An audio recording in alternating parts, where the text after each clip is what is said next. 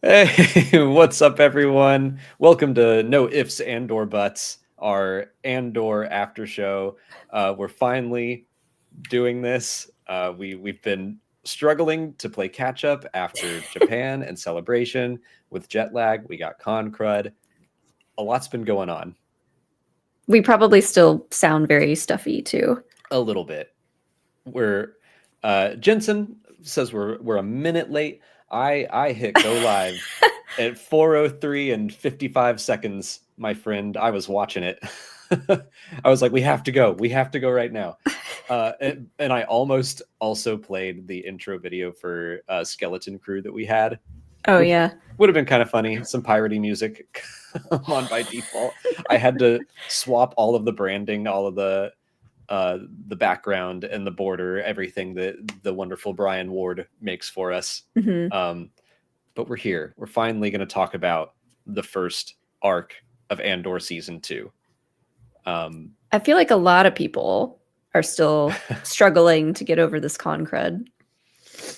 It's bad. It's hard. Yeah, like a lot of our friends got it too. I feel like I've mostly come out of it, but then every day still just a little bit stuffy. I'm not like having to sneeze or blow my nose much anymore. But I think hopefully by Tuesday, maybe by arc 2, I'll be good to go. Yeah. I'm feeling good though. I'm ready to talk about Andor. I guess happy about bringing back the No Ifs Andor Buts name. I like it. I was always a little iffy about that one, but you're always iffy about the ones that I make up. This competition, this infighting, like the rebels on Yavin. Yes. It won't be tolerated. Hi, Scotty. Hey, Scotty. Hope you're still. I don't know if you're home yet or not, but I hope you're having a great time or had a great time in Japan. I keep seeing, like, we went early and went to Kyoto and went through Tokyo, and we got all of our Japan visit before Celebration, and now I keep seeing the people who stayed after Celebration. I'm jealous. Yeah. Seeing all their pictures. It's kind of hit or miss whether or not you go early and then go to the convention or go to the convention and stay late. Like, there's pros and cons to both, but so far, London and now Japan, we've ended up sick right after the convention. So I think that's our cue to go home. I think Anaheim too. So anytime we go to Celebration, we're like, we might get sick. So it makes sense to do the relaxing part first. Yeah.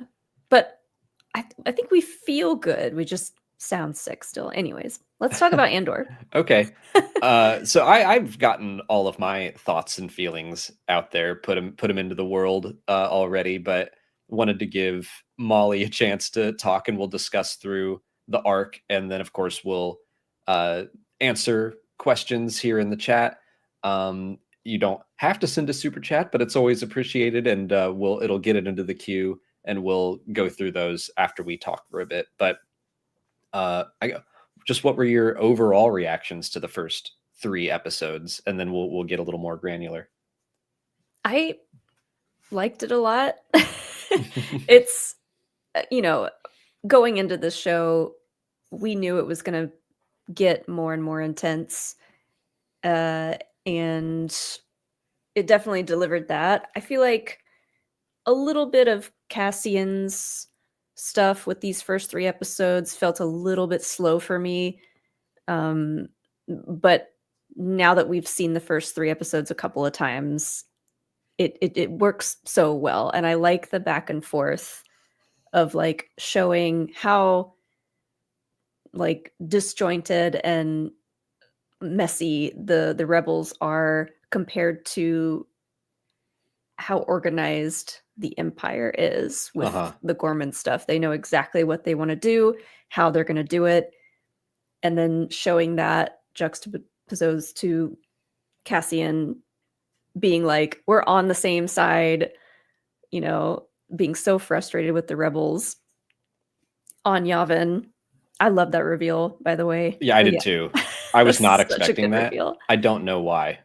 Like it makes so much sense, and it is I thought that it added to what was being explored there with the fighting rebels. Is that it's like, they finally, it was too late, but they did finally decide to agree. Of course, the monster then came and ate them, but they got to a point where they could figure some things out together. They were so close, and like metaphorically and physically, they were so close to where the rebellion is going to be. I thought that was pretty great. Yeah. That he has a line where or does he? He says something like, "We're not far from like can't be far from food and water," or something like that. Yeah, like I don't think Cassian knows Yavin 4 all that well right now. I think that it's just a place that they would use for a rendezvous, but them all just fighting instead of searching for food and water. It's just Yeah. another like roll your eyes at these people. I agree. Tom N should have known it was an important planet when there was no location text. I did notice that right off Ah, the bat. I was like, oh, they didn't introduce us to what planet this is, so it must be, it'll be revealed at some point, and then it'll be like, oh, okay, it's that planet. it's a good point. Like they did the same thing in Rogue One with Mustafar, where they just like go straight into it, and they're like, you'll be able to figure this out. Right. What was your favorite part of I view this as we've got Cassian and everything with the TIE Avenger and those rebels.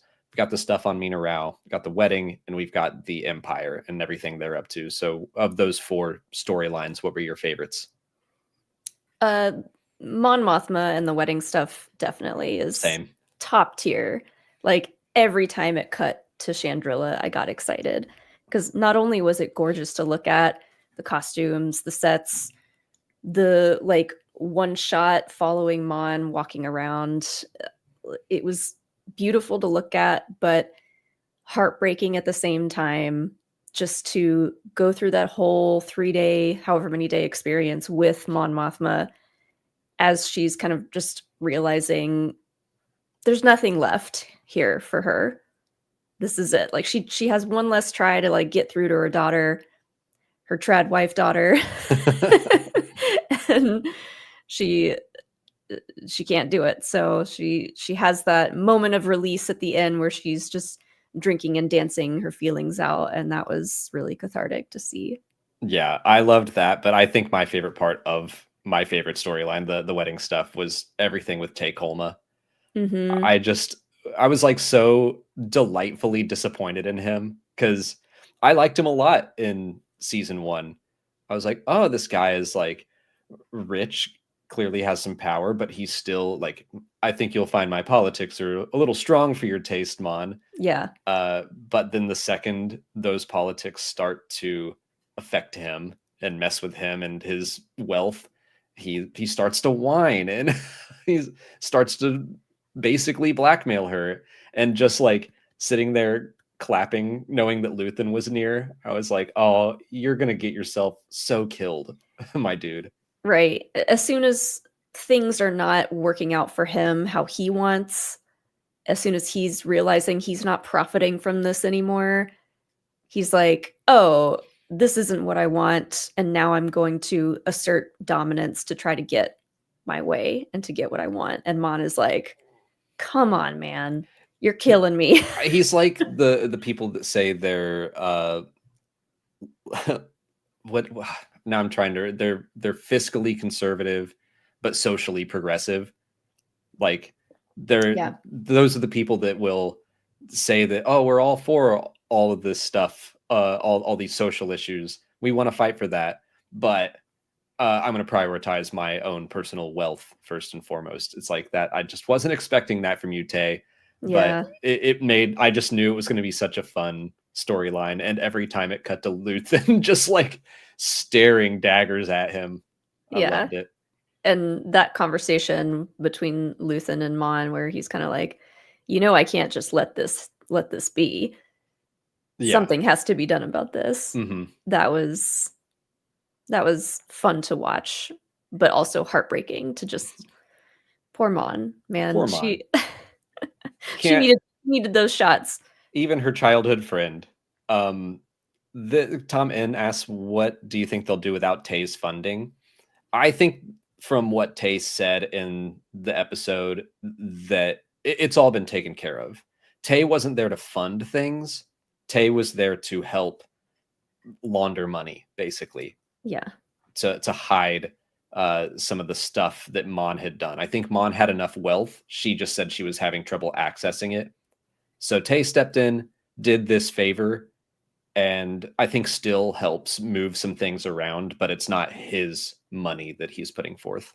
Yeah, he helped Mon clean up the paper trail, set up the foundation to laundry rebel funds. Yeah. So correct. He was just helping facilitate the foundation. He said something along the lines of like, all of your financial troubles have been smoothed over. You got what you wanted. Skolden got what he wanted. Like that. And I loved watching him kind of admiring Skolden as he was talking to Imperials and stuff. Like, oh, I just wanted to shake him. Yeah. Before we get into Perrin stuff, because I see a lot of people in chat talking about Perrin, I do want to say I also really enjoyed all the Empire stuff setting up Ghorman. I was like, this is genius. This is so cool how they're setting this all up, how they're showing like how deep this all goes, and just that whole room of people being like, this is exactly what we need to do. Here's how we do it. And then Krennic just being Krennic. Like he slipped back into that role so easily.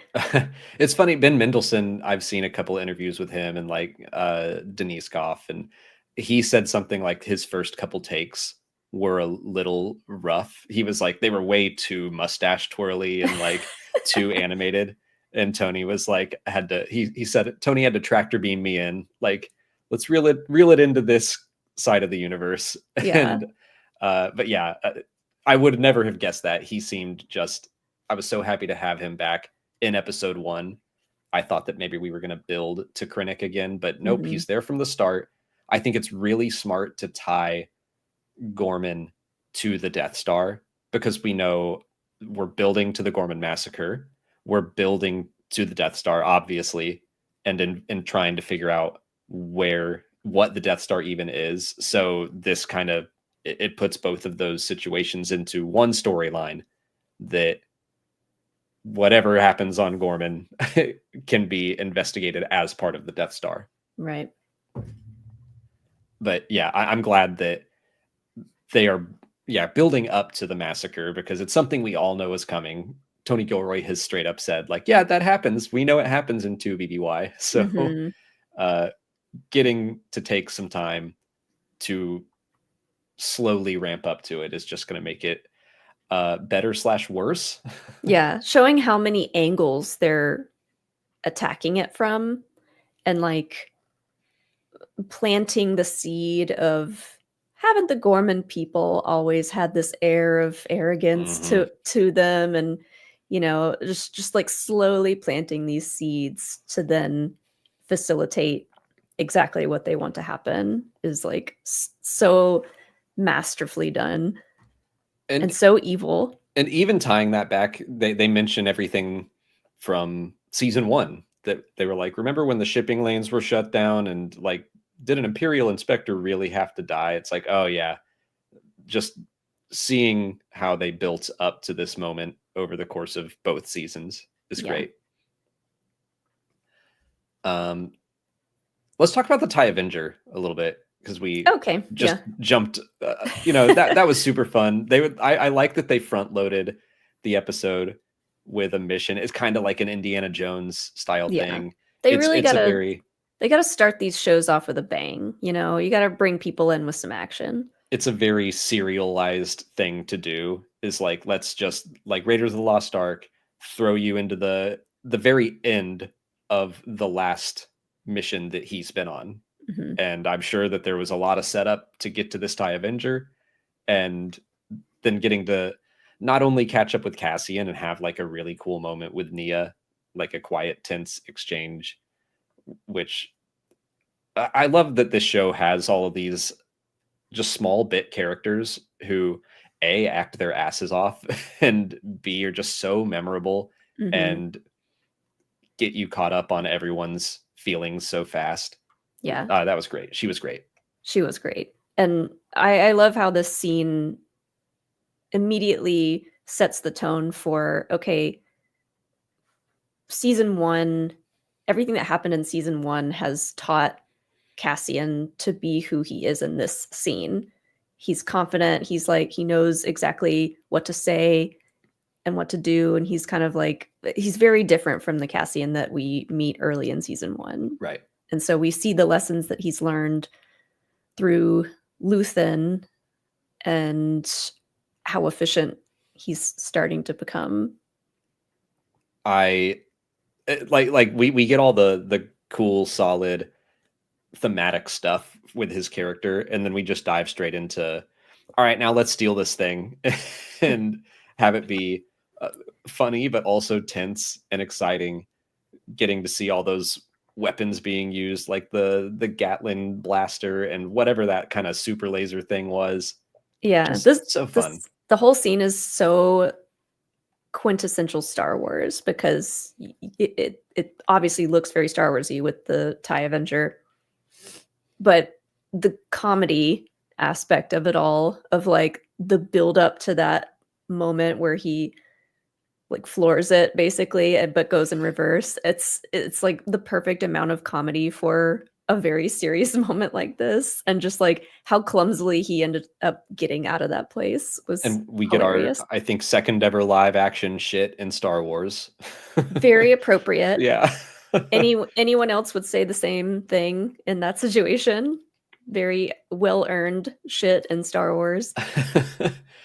But like, I was having so much fun with that escape sequence, getting to see also TIE Advanced, which just makes complete sense why they would be there on the data bank is saying that planet is not Sienar, it's just called Planet 73 or something.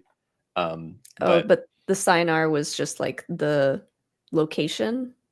Yeah, I get. I mean, like, because it did say Sienar. Yeah, so I just assumed that was the planet Sienar, but whatever. It's a Sienar Fleet Systems testing facility, but I'm glad that they had other lesser seen TIE fighters flying around.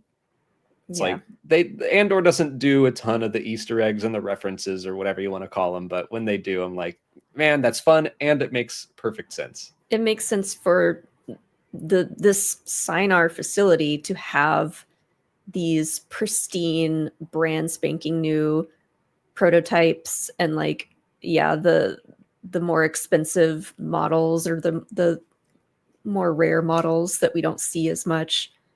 I bet Wraith Sienar was pissed. They lost 2 TIE Advanced prototypes and the TIE Avenger. Yeah. All in one afternoon. And cool that they had range troopers there too. Like, they just look so cool with their like big fur coats and stuff. They look kind of cozy. Yeah. And that range trooper was not phased one bit. Oh, with his rocket launcher thing. He just planted and was like, I'm not moving. I'm just going to reload. Yeah. But he makes it off planet barely. That thing, I also love how when he gets in there, like, Cassian is a good pilot, but he gets into that TIE Avenger and it's like counterintuitive to what a good pilot would assume how to fly this thing, and so that's just very Imperial also. It was just like, everything about it was very clearly different. The controls is something that we hadn't seen before. The fact that the seat kind of comes up and it has all these different weapons. They very well communicated that Cassian has no idea what he's doing. Mm-hmm. But it also looks way more just hardy, because he was like bumping into those canyon walls constantly, and it was holding up just fine. So good job, Sienar Fleet Systems. That's a lot better than most of your TIE models. Right. That's a good point, Charlie. That's why K2 is in charge after that. So we already kind of touched on, I was just kind of moving forward now, we touched on the Yavin rebels a bit and just how frustrating they were. I do agree that like I think that was the weaker part of this arc for me. I understand it. I like the point it's trying to make as well. It's just like these people were so frustrating, which was the point. Yeah, But you see how frustrated Cassian gets in this arc. And so, yeah, as the viewer, you are meant to be frustrated by how disorganized they are. yeah, I'll jump back to the TIE Avenger a quick second because Trilobite says Andor said he was trained for a different ship. What do you guys think of that? I assume that they knew they were stealing a new TIE prototype, and so he probably could only train with like a TIE interceptor or something that they had access to. Mm-hmm. So I don't think that was necessarily anyone's fault. They just had no idea what the controls were going to look like. Yeah. That makes sense. Which which rebel would you have sided with? I don't know. They I were was both such dum-dums. I was frustrated with the whole gang. But the rock paper scissors bit was amazing. That also, I mean, like, you know what? That would have been fine if you did it a day ago and in the daylight. That Yeah. if you just need to go, you know what? We can't decide who should be in charge here. Let's just do rock, paper, scissors, and we will all abide by that. Mm-hmm. I would have been like, great, that's a great idea. But the fact that they waited until the sun went down and the monsters were coming, it's like, y'all, it's way too late for this. Right. I don't remember who, like, I guess I don't know who I would side with either because we don't know Maya Pei or any of that. But I did just love their bickering right off the start when before you could even see them. You've got 13 guns pointed at you. It's like, why would you say that? Does he have to know the exact number? Don't He tell needs him to know he's surrounded. Right I off did the enjoy bat. the bickering. Yeah. I guess the only thing we haven't really touched on is all of the Mina Rao stuff. Everything with Bix and Brasso and trying to avoid the Empire. Oh yeah. I keep forgetting what that planet's name is. The wheat. The wheat planet, yeah. I actually saw a TikTok from one of the just background Imperials, the actor who played him. He was like, I'm so glad I get to finally talk about this. And he's like, sorry, I'm not playing one of the good guys. But he talked about that set, just like the little market. He was in that scene. And he was like, the level of attention and care in that set was insane. He's like, you could walk in, open any drawer, any cupboard, and there would be stuff in there labeled with Arabesh that is not going to show up on camera. But he was like the links that they went to just to help the actors be able to, like, you step onto that set and you're like, I am in Star Wars. There's droids rolling around. It's so easy to put yourself in that place. Well, I wonder if maybe it was stuff from season 1 or just like if they've ever had a market set like that before, they might already have all of that stuff on hand somewhere in like some warehouse. So maybe the set people could just pick and choose stuff that's already been made and kind of just like insert it into new scenes here. That would make sense. Yeah. I would hope that if they're making all of these new props and stuff, that they would just put them in storage somewhere, use them again down the line. That makes sense. Yeah. But Tony Gilroy has talked so often about how much work goes into all of creating any Star Wars story. Is that, yeah, like if you just in the real world, we're going to film a movie in the real world, and you go to a market and it just has to be any random market you want. You don't have to change anything. But in Star Wars, you have to make sure the signage is all Arabesh. You have to make sure the food is a little bit weird or blue or something.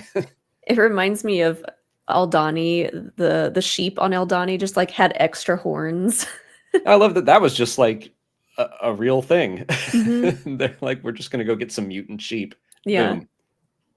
and people will think it's alien. Yeah. Everything But just gets tweaked just a little bit. The whole Mina Rao arc has been probably the most frustrating thing to experience in real life. I mean, it was the most you can make one-to-one connections about that and what's going on in America. And then I mean, I knew when we did our review and I made those direct connections that there would be people who are like, why are you bringing politics into this? And I'm like, are you even watching the show? They're I not don't, they're not yeah, even sugarcoating it anymore. it's not being subtle. Yeah. It's very clear what they're talking about. And I'm like, these people who say like, don't talk about this stuff in your review. I'm like, are you rooting for Bix and Brasso to get caught? Mm-hmm. Like, whose side are you on when you're watching Andor? I don't understand. It makes me wonder if people are just like on purpose trying to be ignorant of the connections and how much work that must be for them. How far must you bend over backwards? How much extra brain power are you having to use daily to ignore the clear parallels hmm in this franchise that you love and in real life? I Yeah, mean, if that's what you want to spend your time and effort doing, more power to you, I guess, but that's a lot. yeah. It's so much easier to accept that, yeah, these parallels exist. And at least I don't know if it challenges you, just think about it instead of like just shutting your brain down and being like, no, it's not there. Yeah. It's wild to me. But yeah, like I mean, I thought that it was all handled very well. I actually liked a lot that in the build up, with the trailers and stuff, I saw the Imperial ship coming and Bix looking very scared. And I was like, oh my God, what is the Empire doing here? Are they invading? Are they actively looking for the people who escaped Ferrix? And it's like, nope, it's a grain audit. It's like the most boring thing, Mm-hmm. but the most boring thing is still terrifying to refugees. Yeah. Because they know, I mean, they come in saying that this is an audit, but they're rolling around with this giant blaster. Right. Great. Uh-huh. Do you need that for an audit? Yeah. It made me think several times, and I quoted it in my review, but the Rise and Fall of the Galactic Empire by Chris Kimshall, who we got to meet at Celebration and was super cool. Mhm. He was great to talk to, but he talked about the way the Empire handles law and order and how it's not really about dispensing justice. It's just another way that the Empire will assert their dominance and their power. Because like the laws don't apply to uh, Lieutenant Shithead that meets Bix. Mhm. That's I do like covering Andor because I'm like, if they say shit, I feel more comfortable saying shit on our channel. But he's not following the law at all. He's just using the law to get what he wants. Yeah. I I had a this might sound strange. I had a fun time just in my own head thinking about that guy's entire backstory and what led him to this moment of like, yeah, he's short, he's probably bullied in school, and he went through all these stages of being bullied and then finally decided, oh, I'm just gonna get into the military, and then rose in the ranks and then started getting a little more cocky, and yeah, just like you could Realizing probably pushing the boundaries to see what he could get away with and you could realizing, oh, there's no just consequences. you could just see everything that led to that moment in his life. I, I don't imagine that guy will be signing at Celebration anytime soon. The guy did a He's in great job. protection program Yeah. now. The guy did a great job portraying such a scumbag villain. And I hope no one goes after him for doing his job. He was, I mean, it was a good thing that he's gone now, because it's not like the kid that played Joffrey, Sure. who like just had a really rough time after all that. Yeah. But let's talk about the essay in the episode, because I mean that shocked both of us, but Hmm. um what were your thoughts on that? Because I do think that there is a conversation to be had about like how that was handled. Yeah, I guess I was a little shocked that they went there, but after the episode was over, I was kind of like, yeah, that makes sense. Mm-hmm. Obviously, that's where that conversation was headed, and you could kind of tell right off the bat when he basically like tried to ask her out on a date and she Mm-hmm. turned him down, and it's just like you kind of saw it coming. Yeah. And I'm glad that they didn't shy away from it, because like we've talked about it before, but that stuff happens all the time, and it hasn't not ever existed in Star Wars before. But for them to show it and say the word rape, like they're just putting it all out there, and I think that that's a good thing. I agree. I also agree with Amaranth that I think a content warning would have been good, because it is Star Wars, and I think that although Andor is a mature show aimed at a mature audience, I think people are just comfortable watching Star Wars generally with their families, Hmm. and that might have been something that popped up that uh, someone wouldn't have been ready to watch, whether they be younger or just, I mean, it's an intense subject that you might want to be mentally prepared for. Yeah, I do think a trigger warning would have been nice, especially because in Obi-Wan, they put a trigger warning on one of the episodes. Was it the Mhm. first episode? Very first one, yeah. Because the children were kind of being taken out from Order 66, and there was like a school shooting Yeah. that had just happened, which school shootings unfortunately are happening more and more these days, and that sucks. So it was great for them to put that trigger warning on there. But sexual assault and rape happens a lot more often. Also, yeah, just constantly. So like just because that was a topical event, uh it got a trigger warning, but this didn't. I just feel like that is them not really thinking, you know. Yeah. That's I saw someone just say like it could have been that they didn't want to spoil where the thing was headed, but I'm like you said, it you could tell, like you knew what that guy was up to Yeah. in episode 2. So, I think I'd rather have it a little bit spoiled for me right. to be able to be a little bit more prepared to take that in. And then maybe you wouldn't have had such weird discourse about it afterwards. It just, I think overall it would have been easier and better for everyone after the fact. Yeah, I think so too. Um I guess the last bit of the Mina Rao storyline is we should talk about the loss of Brasso. The loss, we'll just lump in two tragedies: the loss of Brasso, and they left B2 there. I was going to bring up B2 because they really twisted the knife by having almost all of B2's lines being about Cassian and like, when's Cassian coming back? He's coming back today. He just wants to see Cassian, and they really didn't have a choice. I think they left him in good hands. He's got a new friend. We saw that scene of him playing with the kids. Like, he's in a good spot.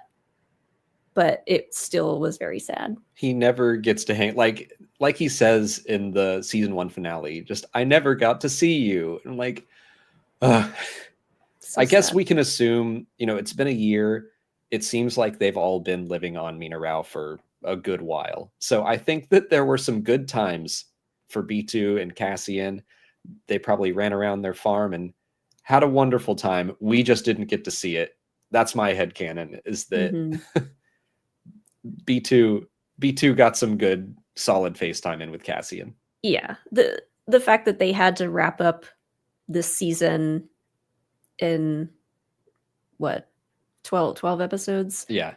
They just didn't have time to show the more happy-go-lucky events on Mineral. It was nice to see Brasso and what was the lady's name? Talia. Something like that. It was nice to see that they had kind of found love and had a while to have a nice relationship. But the loss of Brasso really got both of us. We were just kind of like, oh my God. It was almost like Tech. When Tech died, we were in hard denial for a bit that, like, you know, he falls and we were like, nah, that didn't happen. He's fine. And that it took a bit for all of that to sink in for me. On the rewatch, when it really zooms in on that one stormtrooper taking aim and firing, and it's like, no, they're showing that they got him. But it's still the fact that it happened off screen and that I don't know, there wasn't any blaster burn. I was like, he's just sleeping. He just needs Cassian's like trying to wake him up, and I was like, he'll wake up. It's just here to scare us. And Brasso is a character that was always cool, but didn't have like a ton of screen time. And then in the season 1 finale got a ton to do and got to, you know, wield the brick and everything. I loved him so much, and I was expecting just to see him be part of the rebellion as it grows, and just, that hurt. Yeah. And the thing that really solidified the trauma of losing Brasso was seeing Bix's reaction to finding out that Brasso isn't coming with them. That was just devastating. Yeah. Because you have the loss of Brasso on top of, oh my God, Bix has gone through so much. Here's just one more thing. She's just kind of like, yeah, that sucked. They succeeded in making it hurt, and I know that's what they want. It's but man, I wanted to see him around for longer. I think all of these characters are in danger, but I want more time with all of them. Yeah, it makes you wonder, you know, are we going to have a devastating loss like this if on the side of, on Cassian's side for like every arc? That's going to be tough. We keep going through people like, Nimic, Kino Loy, who at least was left behind, Marva, like all these people that come into Cassian's life and affect who he is and then are lost. And so that was a season 1 pattern. I'm not expecting it to change for season 2. But you know, there's also like the hope. Everyone thought when Ahsoka was introduced that, well, she's not in Revenge of the Sith, so she's gonna be dead. And look where we are now. So not always true.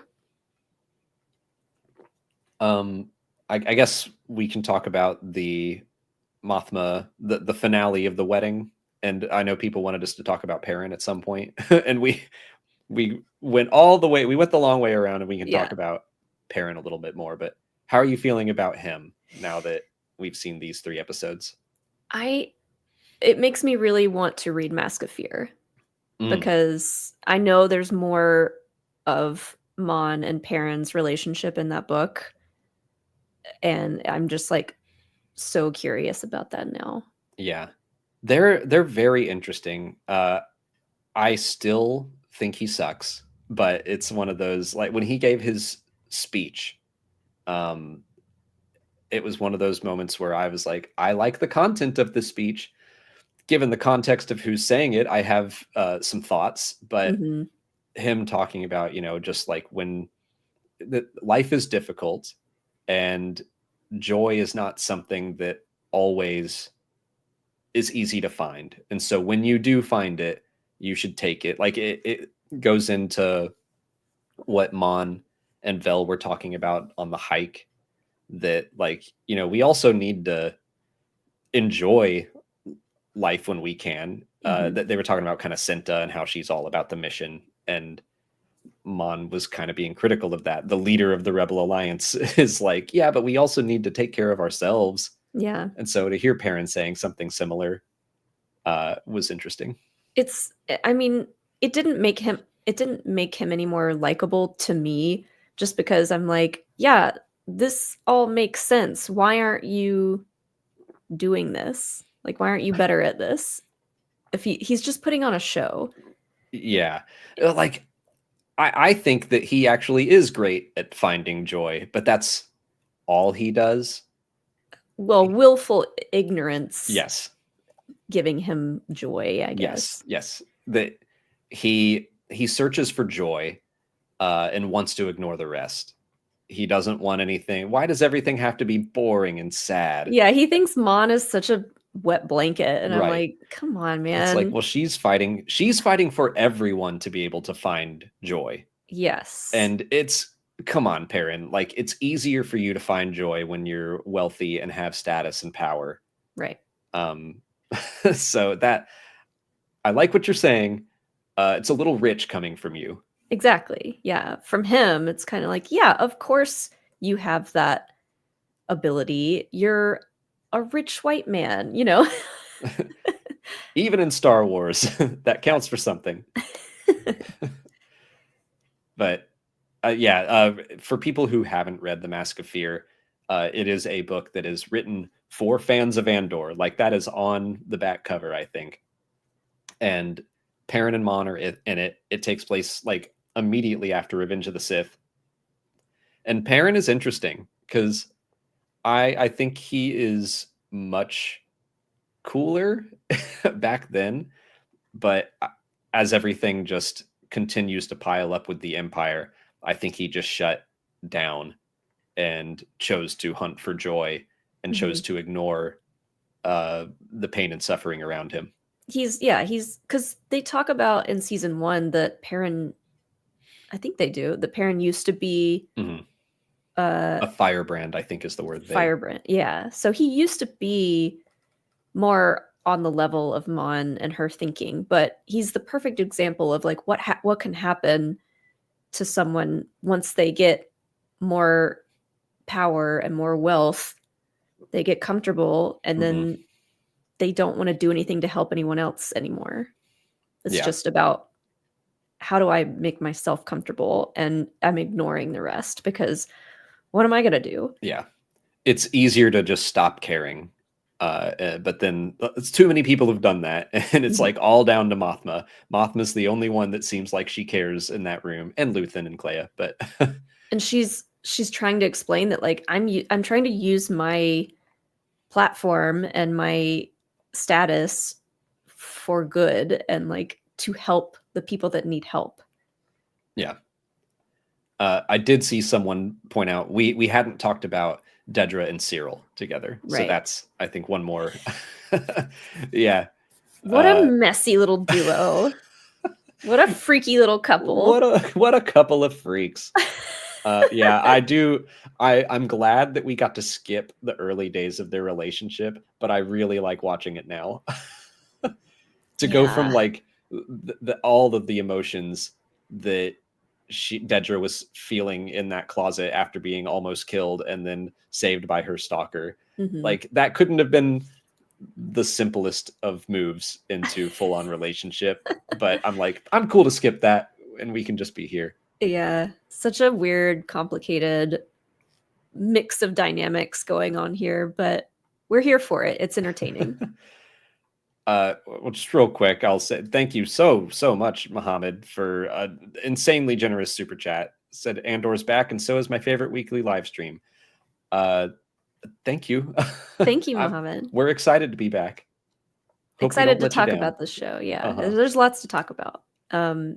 But yeah, there's a myriad of dynamics going on in this relationship that we could spend a whole hour talking on its own. But the big points of these first 3 episodes are seeing Dedra presented with the Ghorman stuff and like what she's doing in that situation. And then you have Syril being the assistant to the regional manager. He's basically the Dwight Schrute of his office now. He's like you in season 1, I remember you called him Dwight Schrute with a gun. Yeah.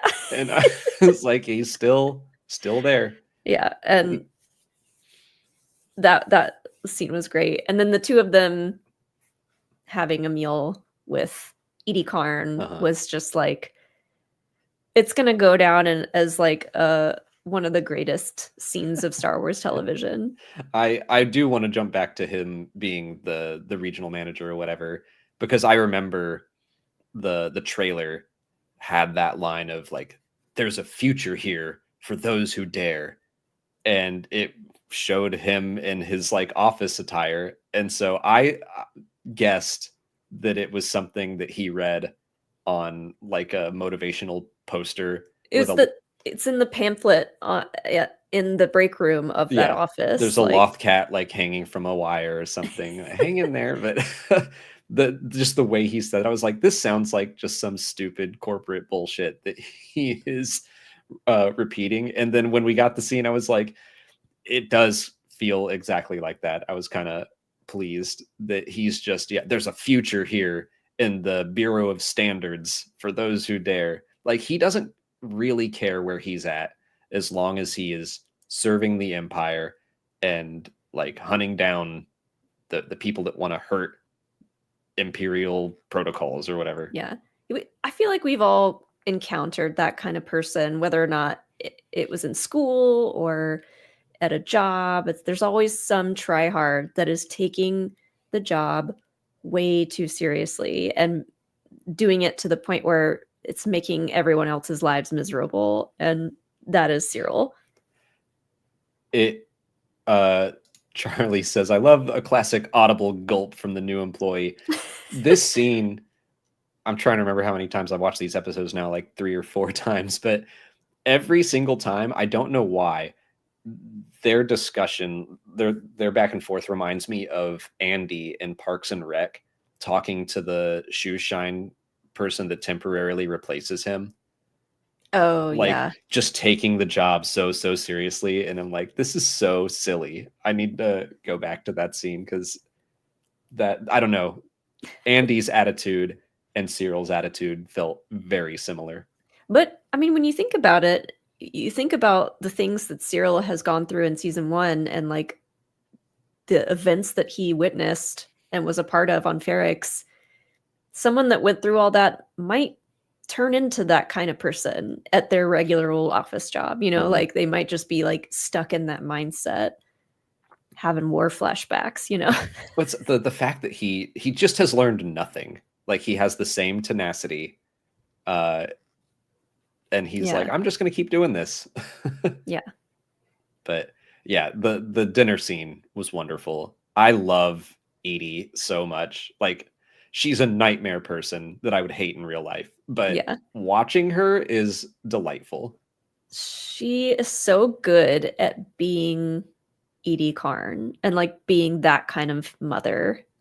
It's kind of like scary how good it is. I think my favorite part of all that is, you know, she wants to be part of Coruscant high society. She thinks so much of herself, but when they were eating dessert and she's just like holding her spoon and like mashing it up, I'm like, God, you have zero grace. Dripping fondue all over the table. Mother, you're dripping. Which gave us that wonderful meme. Yeah. And then Dedra, one of my favorite Dedra moments so far for her is the smile, the fake smile that she has on when she's like trying to decide what to wear. And I was like, I wonder if Denise Goff was like so excited to actually get to smile for once. Well, what I loved about that, I immediately, I mean, it's a very clearly fake smile. She doesn't really pull it off. But I thought of the first time we saw her smile, and it's in season 1, right as she is starting to torture Bix. Like, she gets in her face and she lets out a genuine, very scary smile. Yeah. And I thought that was interesting. Like, that's what Dedra really looks like when she's happy. Also, we get a little bit of her backstory, which was nice. We find out about her family and where she was raised. Mm-hmm. And that kind of like really explains a lot about her demeanor and how she acts. I think I've seen a lot of people talking about how the timeline. She said she grew up in an Imperial block and was an orphan, and the times that she gives, like it would make her much younger than she obviously is. But to me, that's just her saying Empire instead of Republic for simplicity's sake. Like, I wouldn't read too much into it. Yeah. I think we're about ready to get into questions, but we should talk about Syril collapsed on the bed, because that was hilarious. We've all been there. Oh, and then that leading to, I mean, that was such a great cutaway. And then you said that he, what's his name? The actor? Kyle Soller. Yeah. Kyle Soller did that unprompted. So on the day, the director shot the Edie Dedra scene, and then was like, I guess we should cut to Syril doing something. What's he doing in there? Yeah, it wasn't in the script, and the director was like, so what do you want to do? And Kyle said, well, I know what I would do. And so he just like flopped on the bed.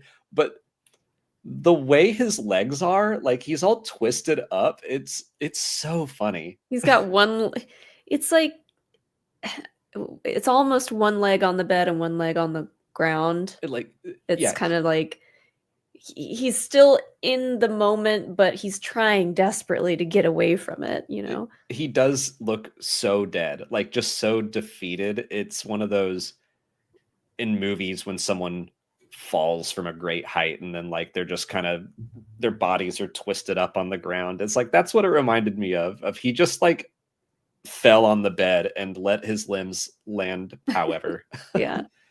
And then that leads to Dedra having the best moment with Edie, just completely setting the tone and being like, here's what's going to happen. I loved that so much. Yeah. I can't remember the full like line, but like, we will interact you in an appropriate amount, like compared to how much anxiety you generate in our lives, or whatever that line was fantastic. Yeah. And like, I think in that moment, I think they understood each other pretty well. And like Edie, I think appreciated her kind of like taking control a little bit. I think so too. I mean, I think there was some respect there. Some mutual respect, I think. But, and like Dedra is so uptight and all about routine and structure. Same with Syril. So like it makes total sense that she would step in to be like, all right, I will facilitate that he visits you twice a month and we do this and you'll stay out of our business. And that'll be that. It's like your engagement will be inversely proportional to the amount of anxiety you induce. You create in our lives, I think is how it ends. But yeah, that yeah, it's good. Everyone has wanted to say that to someone, and now we all have a line to try to memorize so that when that time comes, we got it. Yeah, you got to write that one down, like mentally, just memorize that one. Yeah. Well, I didn't mean for us to just talk amongst ourselves for like an hour, but we did. So yeah, let's get into some questions. We'll get into some questions. We have some that are not about Andor, so I'm going to start with the Andor ones. We have one from Chistude asking about the next Star Wars celebration, so I'll save the non-Andor ones for a little later. Okay. But Scotty Heron just said they were driving home from a Rin fair and couldn't catch it all live, but want to say how great the set design of Brasso and Bix's ship home was. Also, Niamos. Yeah, we love Niamos. Every time it I think we've heard it like 4 different versions of it at this point. Yeah, and I remember watching the episode for the first time. I was like listening to the music. I was like, wait, is that Niamos? Is that a new remix? They also, I need to listen again to what is played at the wedding. But at Celebration, they played the first episode, and then after that, they had like another new kind of trailer that was like coming up on this season of Andor, and it was all set to, I think, another remix of Niamos that was Yeah. also a banger. Yeah. I loved it. Darth Patty just gifted someone a membership, so thank you, Darth Patty. Hey. Calm Like a Bomb says Bix has been through enough. She needs to go retire in peace somewhere. She needs a spa day at Yeah. that place from Skeleton Crew. She already has PTSD from Gorst, which totally understandable. Also, I'm really glad that they are sticking with that. I'm not happy seeing her have PTSD, but like she looked really rough at the end of season 1, and they talked about how much this torture messes with people. So yeah, even a year later, it's like she's still recovering from it.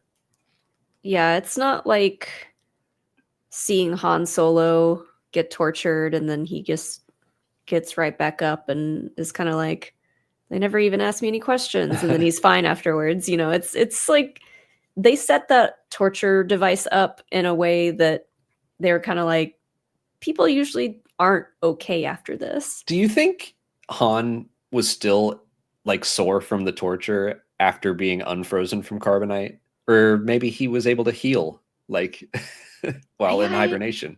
It depends on, does being frozen in carbonite freeze all of your body function and like nerve endings and stuff? I don't know. It's hard to say. We don't know. They just say he went into hibernation. So who knows? He's probably fine after that. He's fine. Zach Chewbacca says we need a hot toy of Andor in his red pilot suit. That was a good suit. They are making a black series of it. And you could argue that that is a hot toy because it's Diego Luna. It's hot, yeah. It's still hot. Any toy that is Diego Luna is hot.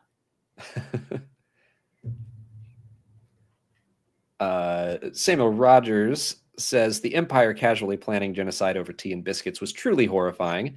The Empire contemplating using psychological warfare or engineering a plague on Ghorman in order to secure natural resources echoes the same methods the CIA considered when engineering coups in places like Guatemala. Yeah, I mean, very real. And Ewing also says the whole Krennic meeting scene reminded me so much of the Wan Si conference, which is something I'd probably heard of it or learned about it at some point, but did not make that connection. But that's the one where the fate of the Jews was laid out and decided by the Nazis. Yeah, there were quite a few real world connections once again. I also did not know that the Ministry of Enlightenment was a Nazi organization, which then made me feel a little like stupid for, I was like, wow, that is so dystopian of just like the Ministry of Enlightenment is our propaganda machine. And I was like, that's so not subtle. And then I was like, that was real? Again, the parallels are really just laid out, spelled out. This was all real. This has happened and it will happen again. Yeah. And that's Tony Gilroy keeps saying, like, obviously there are current day real world connections, but he's not writing it to necessarily do that. He's writing it to be timeless and to point back at problems that repeat in a cycle. So yeah, there are current day connections to be made, but like refugees, that's not something that is all of a sudden a problem. It's always been an issue.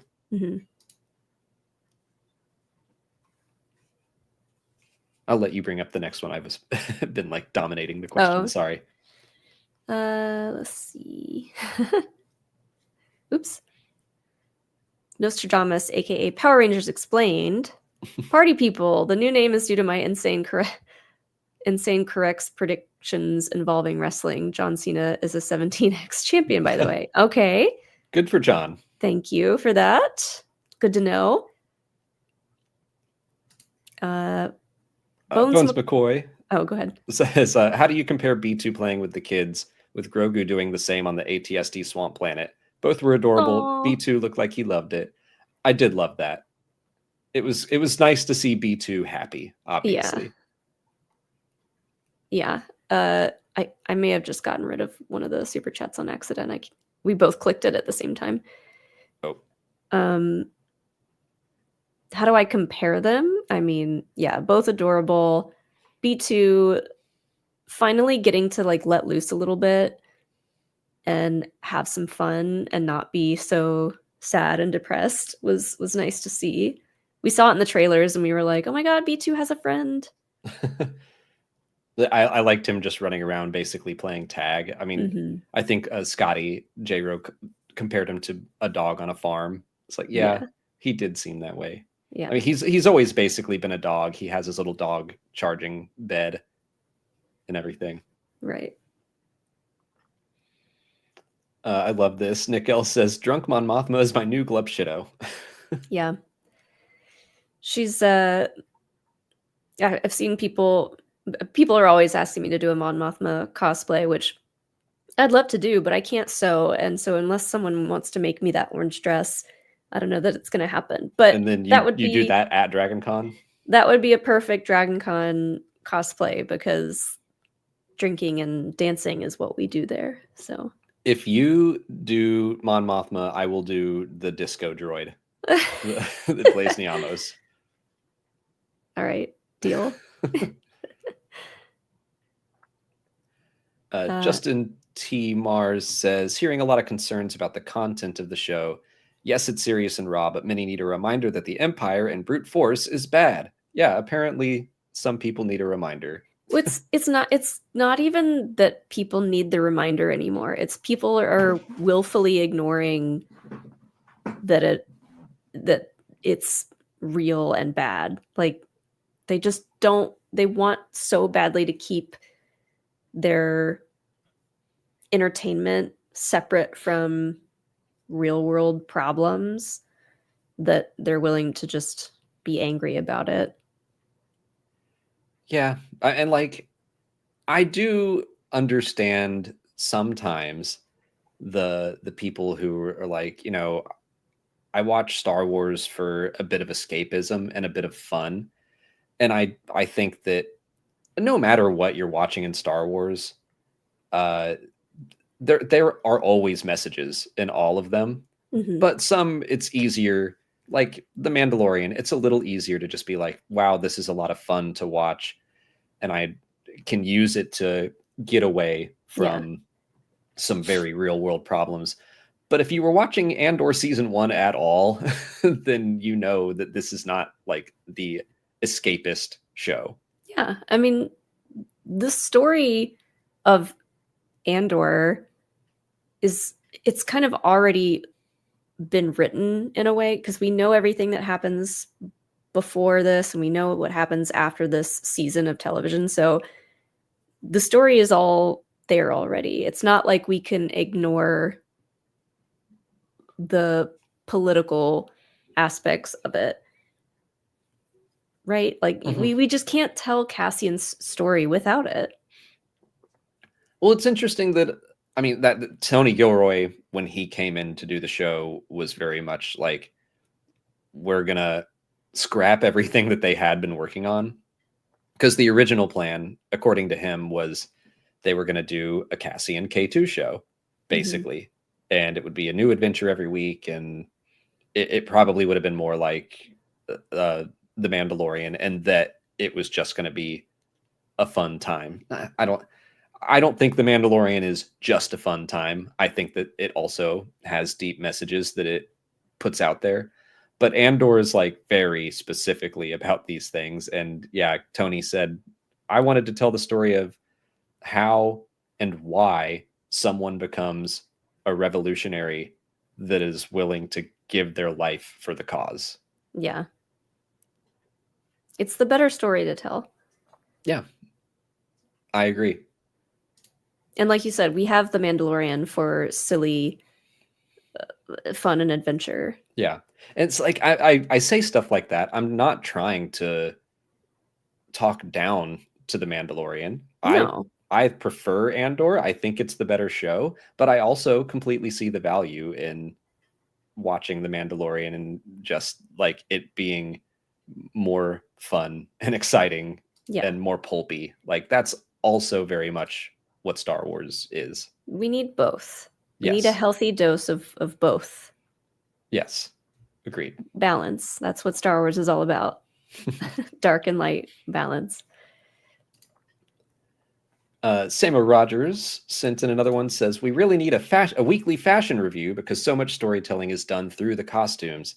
Dedra choosing to only wear monochromatic colors outside of work tells a lot about her character.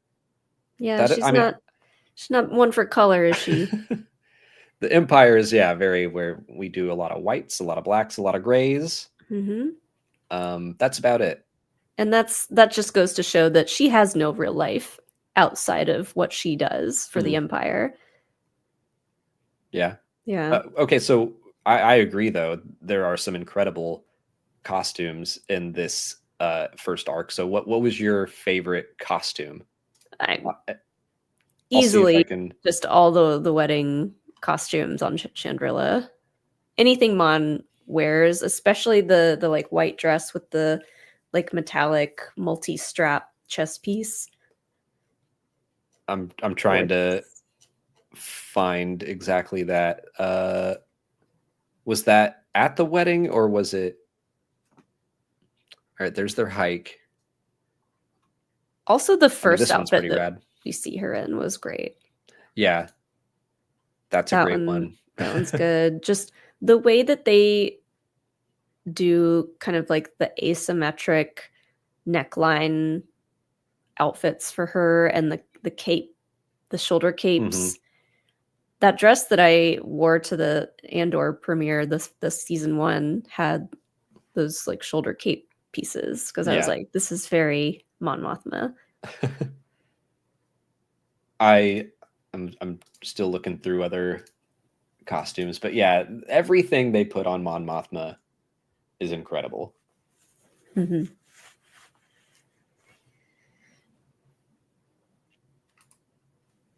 Now I'm just being quiet looking for costumes, but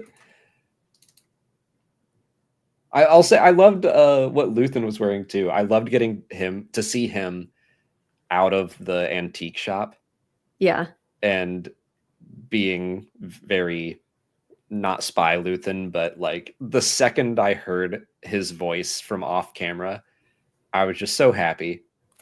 When he is talking to one of the Imperial guys and they're just like chit-chatting and he's kind of like digging for information, but in a very Luthen sort of way.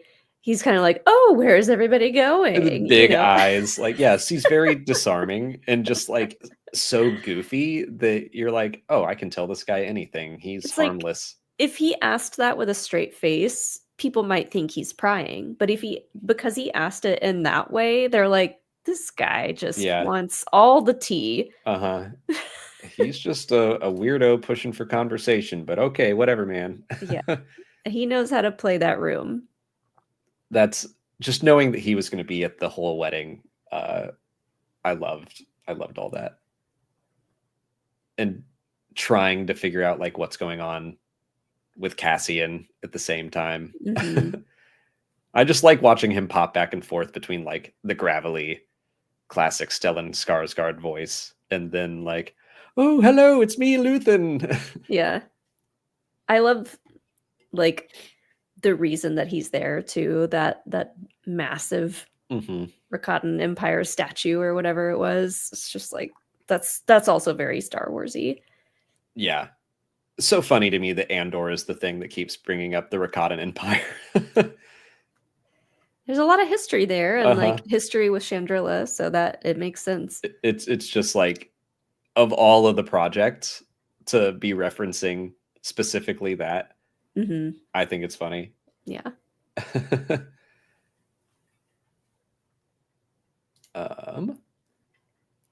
Bill Rooklin says, reiterating claimsies on the Chandrillan disco droid for the LGBTQ plus community. Why is Niamo such a bop? I don't know, but it is. Like, I'm upset that it's only like 90 seconds long. That's the problem. Yeah.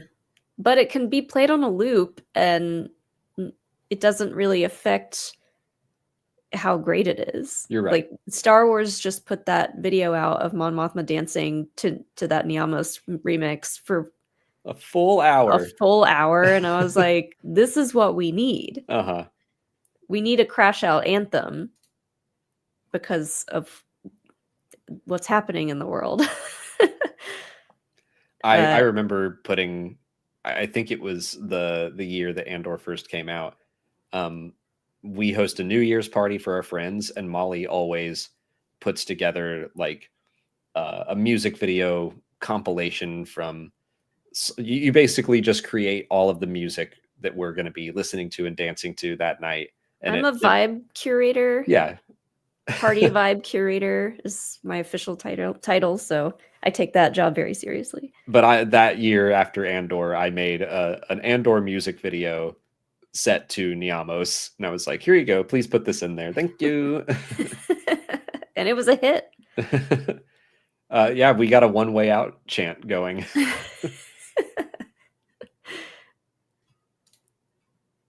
Bones McCoy says, why was Uncle Harlow having a record so satisfying? Oh, I loved that, because she had brought up Uncle Harlow so many times, and we were kind of like, in season 1, we were like, I wonder if we'll ever see Uncle Harlow, or like have a guest appearance or something. And figuring out that he's got a record is perfection. And it fits directly into Edie pretending like she wants to try to fit in, with high society, and just like not really being able to. Yeah, like she has this one connection that she thinks is a big deal, and Dedra just saying like, that is a connection you do not want to advertise. And yeah, I want to know what he did, but yeah, just everything that shows that Edie is not as cool as she thinks she is. Yeah, that's why that was satisfying. Steve Breedlove says, people don't want to think about how every day they eat food, they rely on exploited farm labor. Essay of undocumented women happens every single day. Enjoy your veg. Yeah. Yep. That's why this is I think it's an important thing to point out. Because like we said earlier, this stuff happens all the time. It's like a regular occurrence, and maybe it makes you uncomfortable, but you can't just ignore it because it makes you uncomfortable. Yeah. And that, like, it does seem to happen every time.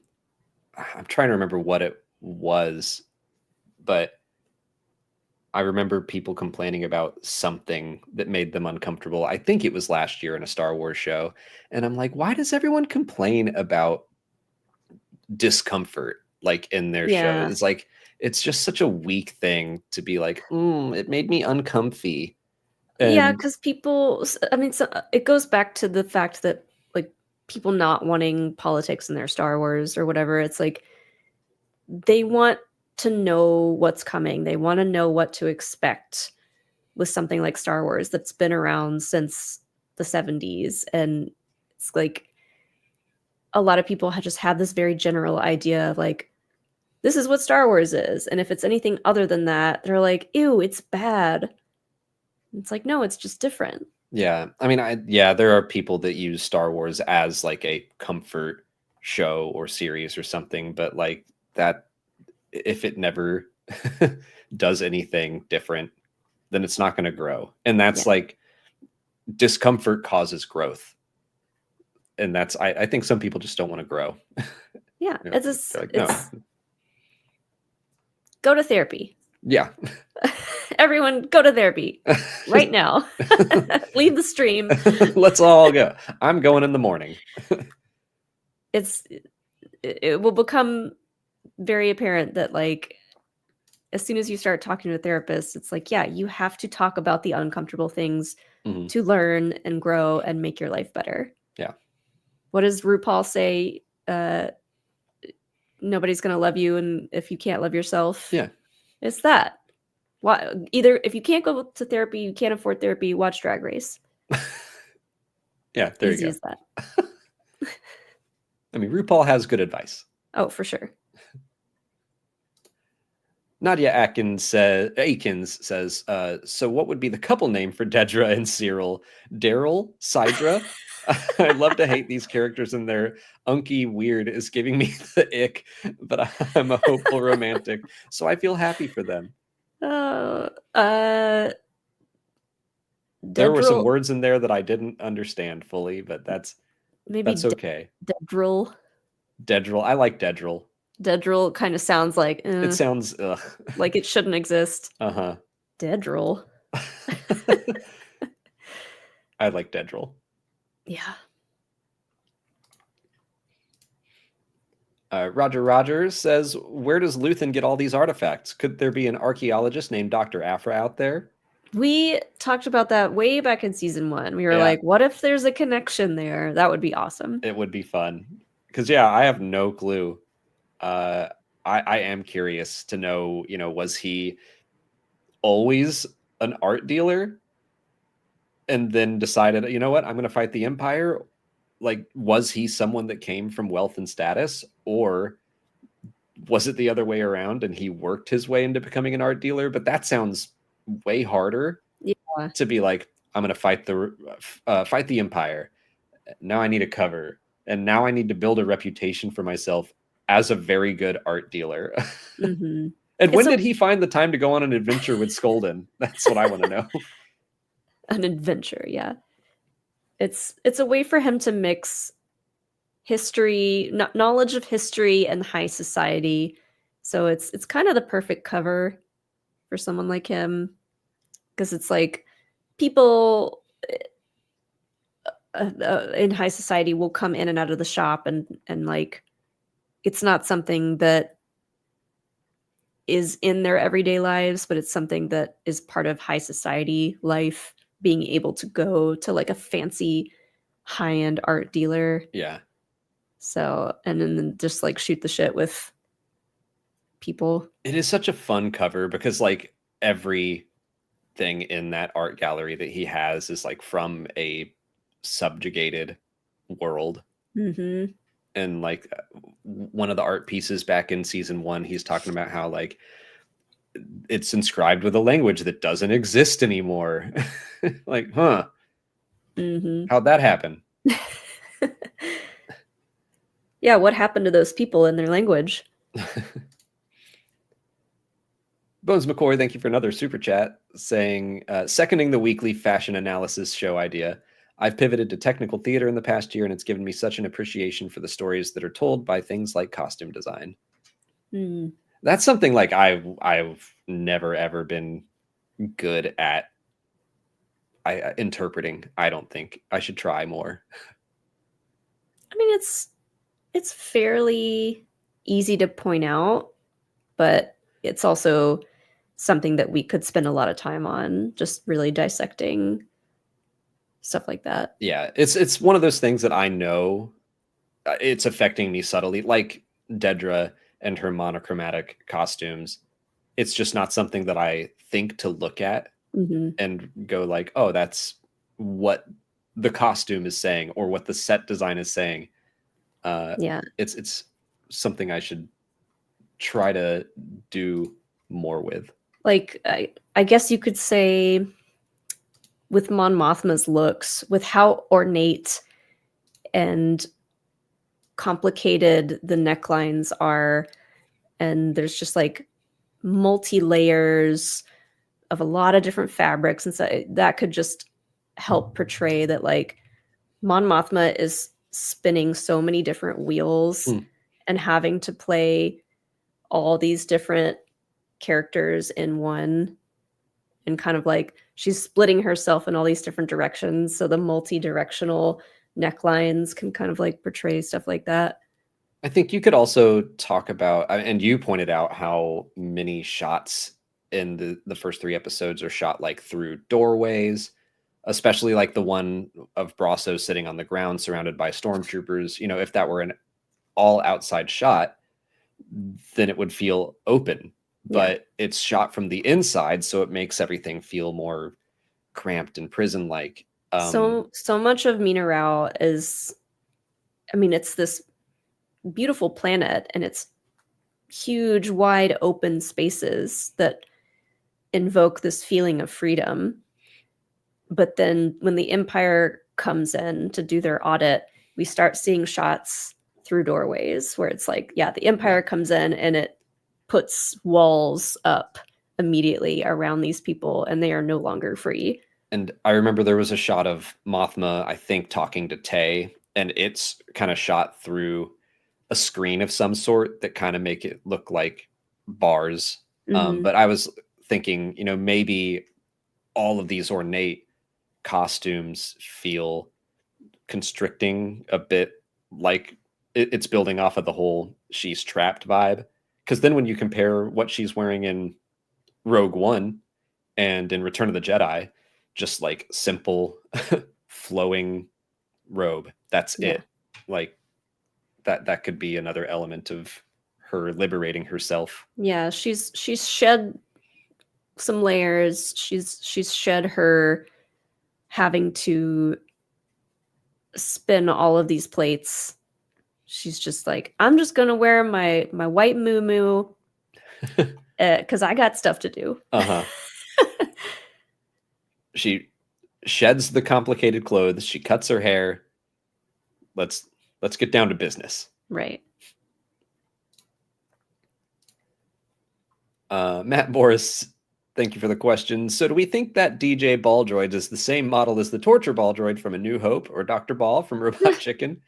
The DJ Ball Droid is Torture Ball Droid's gay cousin. Just living his best life.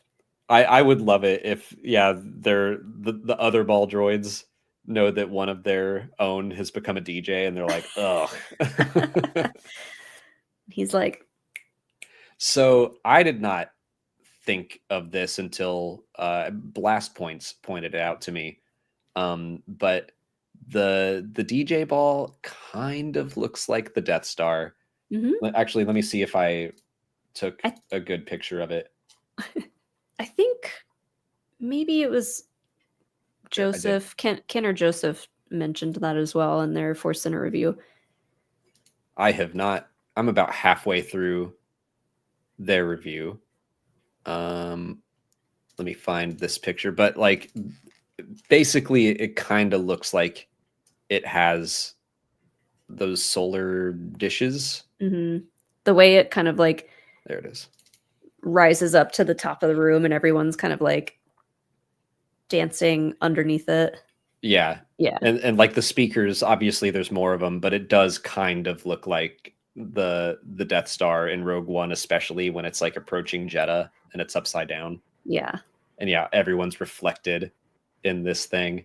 It's visually, it's great storytelling. I think this season's going to do a lot to subtly remind people, remember, the Death Star is on its way. That big ball of death, it's coming. And like even the TIE Avenger's little kind of mini super laser reminded me of that is a kind of like the Death Star, and then the rebels trying to point it at each other. Yeah. I think all that stuff's really fun.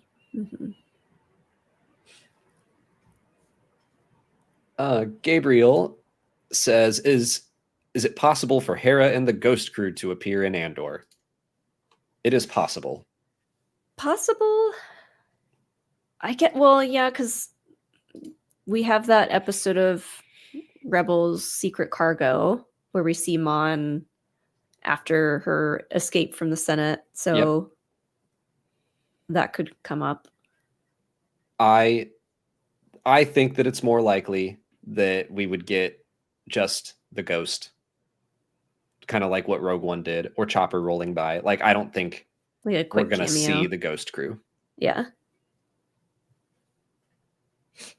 Can't say for sure. Beskar Gay says, if there can be SA in Star Wars, then Marva can say fuck the Empire. On a serious note, wow, I think all of us needed to feel the discomfort. Yeah, the F-bomb being in Star Wars, I've heard people say, oh, it might take me out of it. Me, I don't think it would really bother me, but who cares? And by the way, I know people know that like, we have seen all 12 episodes. But so yeah, we do know. We're not going to say Yeah, what we're we not going to know say either way. I'm happens or answering doesn't this happen. exactly how I would have answered it regardless. Yeah. This is the answer I gave in the lead up to Andor season 2, is that no, I don't think the Ghost Crew is going to pop up. And I will, if I know the answer to something, I'm not afraid to make myself look completely wrong. So I'm just trying to keep you guessing.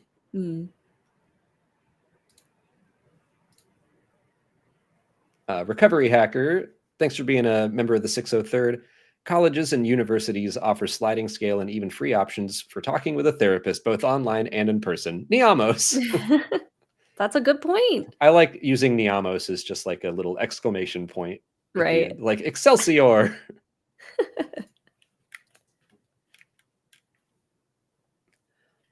Promax Media says, not Andor specific, but I love you guys. Such a nice attitude towards Star Wars. Also, which number arc in season 2 was your favorite?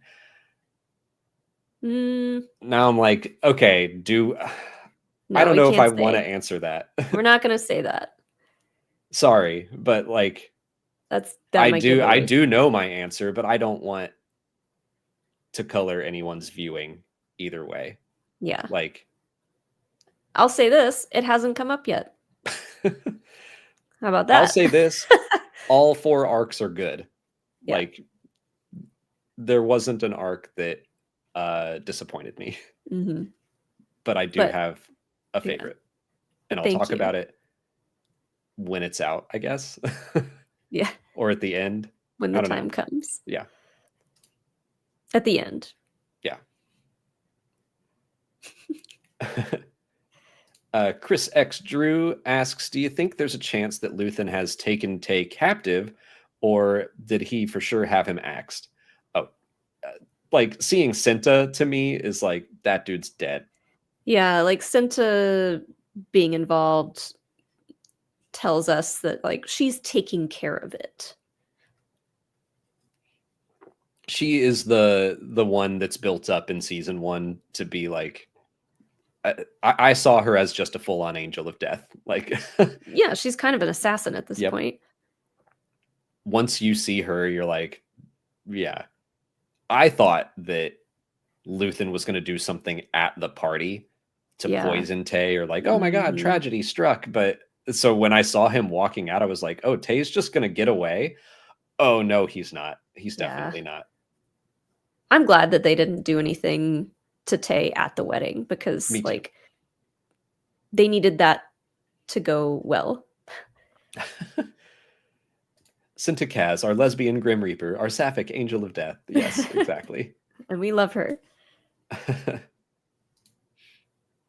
She rocked that uniform too, little hat. Now, someone on our Patreon asked, did she kill the previous driver? And that's a curious question. I'm like, yeah, I don't know how she got to that position. I didn't think about that. Or did she just like somehow how is she working with this company, or like, yeah, I don't know how she got to that point, but yeah, I like that the other driver's in the trunk. Oh no. Matthew Byron says these 3 episodes were already so intense, and Tony says that it gets more intense. I mean, we know the Ghorman massacre is coming, and that's we know a lot of intense stuff is on the way. Yeah, but yeah, we're definitely off to a very strong start. And yeah, just like the fact that they're taking 4 years and putting it into 1 season means that they can focus on like the most intense moments of every year. Yeah.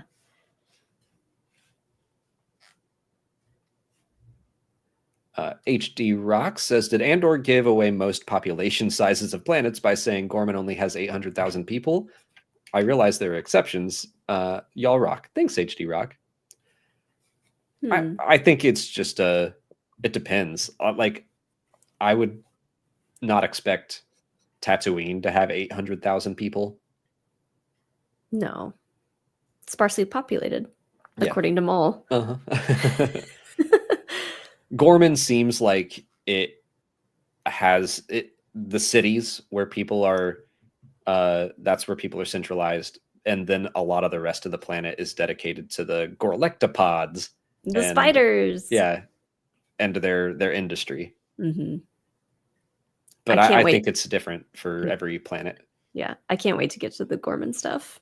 I love the connection with the fashion industry and the spiders, and this is something so cool. Like season 1 spent so much time letting you get to know Ferrix and understand why like these people are proud and get you on their side during their riot, and like you get to know who the grapplers are and the time grappler and how every day starts and finishes, and like you get to know them all as a community. And as kind of silly and over the top as that video was, that tourism video, I was like, this has me on board. Exactly why these people are proud, what they value. You also get the sense that, yeah, they are wealthy and have status. And yeah, I just loved the use of that tourist video to get you in on who the Ghormans are. Yeah.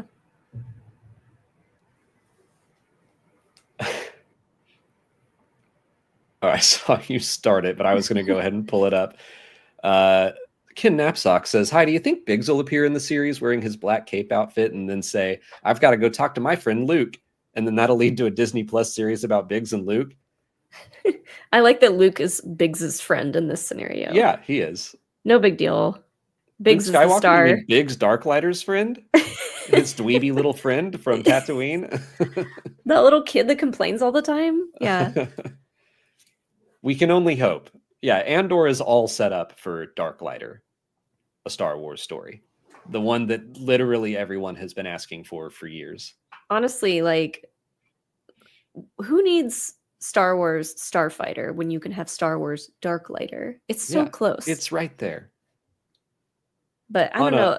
On a half, I'm half joking, half like, maybe Ryan Gosling will play Gavin Darklighter. You never know. What would Ryan Gosling look like with dark brown / black hair and a dark mustache? Would that work for him? Or does he have to be blonde? He could be blonde. I'm trying to remember. Gavin, I don't remember what color hair Gavin had. It was black. Never mind.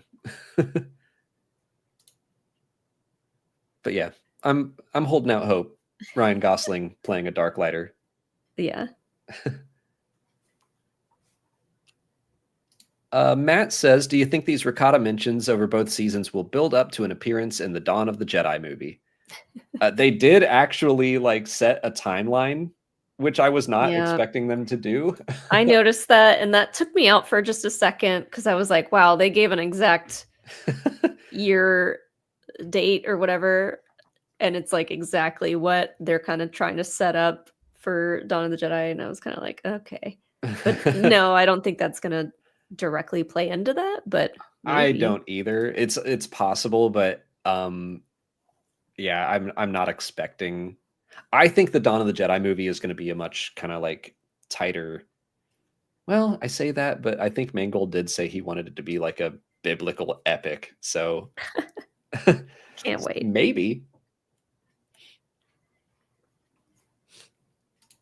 Matthew Byron says, I doubt she'll appear, but it makes so much sense for Leia to appear in some capacity this season.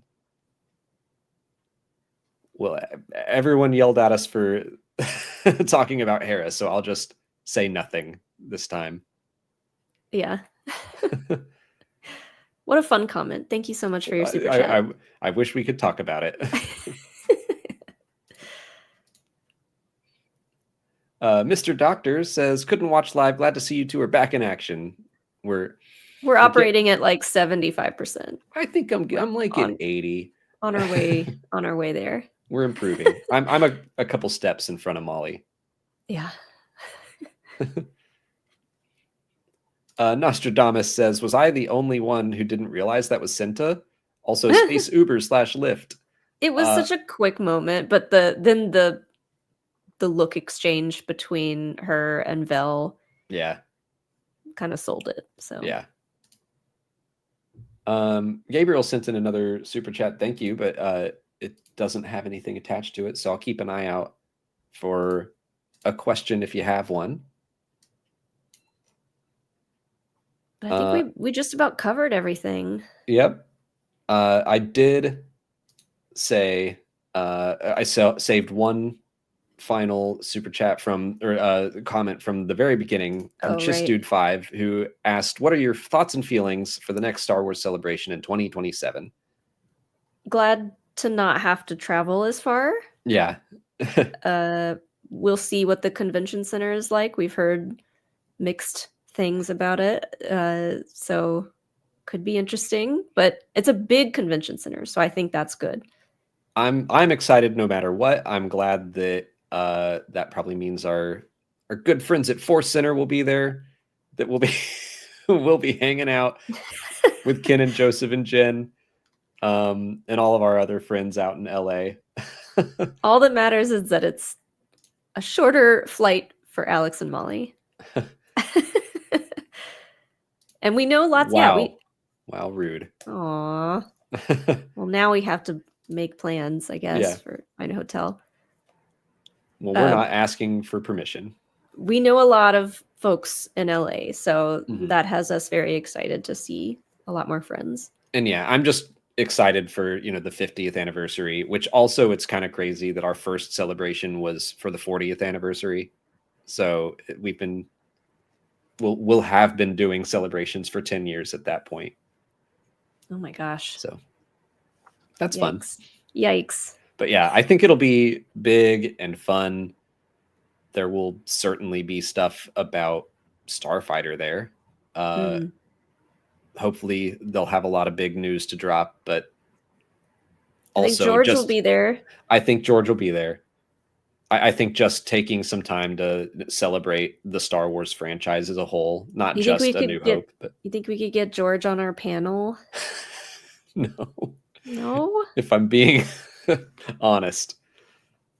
Boo. I don't know what I would do. Shoot for the stars. That makes me think of Troy in Community when he meets LeVar Burton.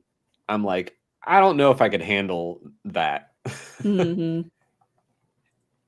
I don't know if I could handle actually having to talk to George.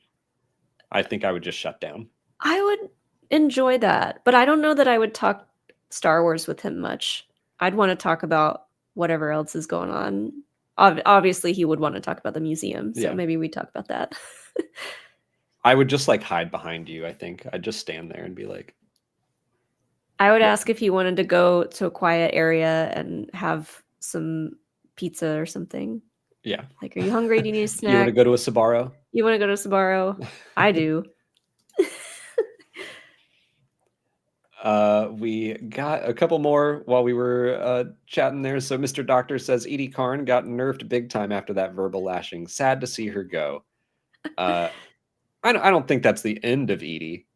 Tony Gilroy said he was a big Edie fan. So. Yeah. And Mike Lovin says, has Star Wars ever officially given us anything as gloriously gay as a 1 hour cut of Mothma dancing? Right? It's just the best. Sometimes they're hit or miss with stuff like that they put out, but this one was the thing that I think we all needed to see. They did that. I think they also need to do a lo-fi Niamos if they haven't already. They've been putting out those lo-fi cuts. Maybe that set to some of the scenic views of Chandrilla. That'd be nice. Yeah. Steve Breedlove says, Russian anarchist Emma Goldman said, if I can't dance, I don't want your revolution. I think that's one of Mon's arc threads. Perrin's speech lends to that. I like that. I'd never heard that quote before. You gotta dance. Gotta dance it out. Sometimes you gotta dance. Just dance. I believe that was Lady Gaga who said just dance. I believe it was poet and philosopher Lady Gaga. But yeah, Niamo speaks to study and relax too. That'd be nice. Well, I think that's going to do it for our first no ifs and or buts. I think our plan for the next one is Thursday. That was our initial plan, is to do Thursdays, give everyone a chance to watch all 3 episodes. It's going to be a little earlier than normal. Yeah, this week. our May has turned into quite a crazy busy time, so it'll be earlier in the day, maybe another 4:00 stream Thursday. Well, it's also your birthday. Because it's my birthday and we have plans that evening. Yeah. So we're going to do something fun for Molly's birthday, but we're still going to, we don't want all of these streams to keep getting pushed and pushed, but pretty sure we'll be fully healthy by then. Pretty sure we've streamed on my birthday like several years in a row now, which I don't mind, but Star Wars should, well, you should stop having a birthday so close to May 4th. I think that's the issue. That's the real problem. I'll try to get it changed. Have you considered changing?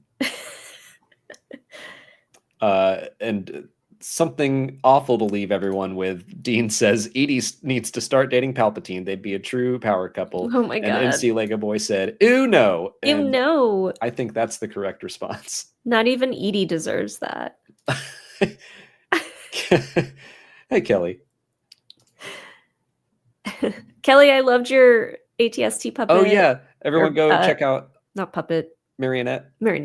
Everyone go check out StarWars.com, and Kelly recreated the ATST marionette that you can see on Mina Rao. Yeah. Super fun. Cute. But thank you all for hanging out with us. I hope everyone likes the next 3 episodes out on Tuesday, and we'll come back to chat with everyone about it on Thursday. Yeah, so, Thursday at 4. Yeah. Eastern. Have a great rest of your weekend, and may the Force be with you, Bye. etc.